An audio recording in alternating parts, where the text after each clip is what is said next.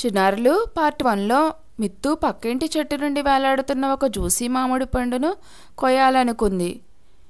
మరి మీరా ఏమి చేస్తుంది చూద్దాం. మిత్తు కళ్ళు ఆనందంతో మెరిశాయి. మీరా ఆ మామిడి పండును కోసుకుందాం, అది చాలా రుచికరంగా కనిపిస్తోంది అని మీరా భుజంపైకి దూకి చెప్పింది. ఒక క్షణం మీరాకు కూడా ఆశ కలిగింది.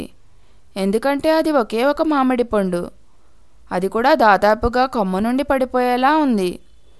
కానీ ఆమె తన చేయి చాచబోతుండగా ఆమె తల్లి పడుకునే ముందు చెప్పిన పంచతంత్ర కథల్లో ఒకటి ఆమెకు గుర్తుకొచ్చింది. దొంగతనం ఎంత చిన్నదైనా అది ఎల్లప్పుడూ సమస్యలను తెస్తుంది, అయితే నిజాయితీ సంతోషాన్ని మరియు గౌరవాన్ని తెస్తుంది.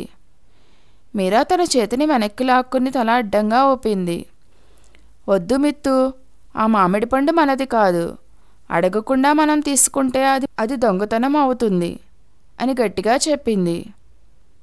మిత్తు తల పక్కకు వంచి, కానీ అది ఒకే ఒక్క మామిడి పండు కదా, ఎవరూ గమనించరు అని వాదించింది.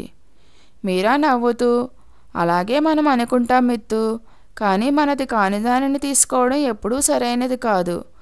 రా, నేను నీకు ఒక మంచి పంచతంత్ర కథ చెబుతాను అంది. మీరా ఇప్పుడు ఒక కథ చెప్పబోతోంది. ఆమె ఏ కథను పంచుకుంటుంది? పార్ట్ 3ని మిస్ అవ్వకండి. ఈ కథ మీకు నచ్చినట్లయితే మరిన్ని పంచతంత్ర నీతి కథల కోసం మా ఛానల్ని సబ్స్క్రైబ్ చేసుకోండి.